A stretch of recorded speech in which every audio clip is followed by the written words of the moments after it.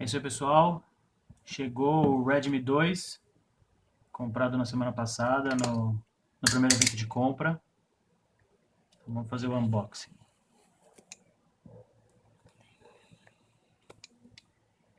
A entrega demorou aproximadamente 5 dias.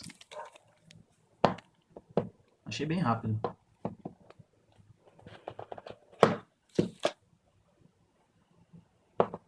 Já temos aqui o telefone.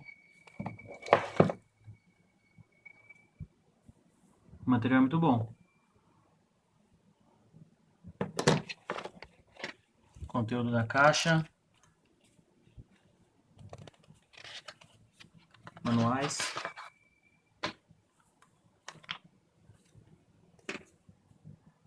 Manuais em português.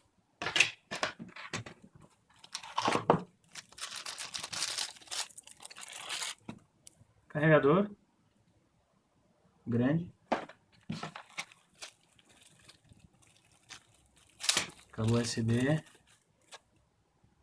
Micro USB. Bateria. Grande a bateria. 2.200 mAh. Vou ver mais um papelzinho aqui.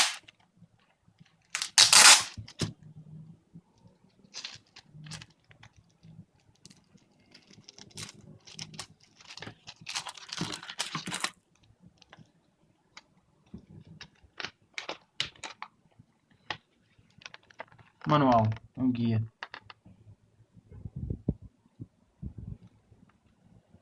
É isso. Vou usar o aparelho, vou ligar e eu volto numa próxima.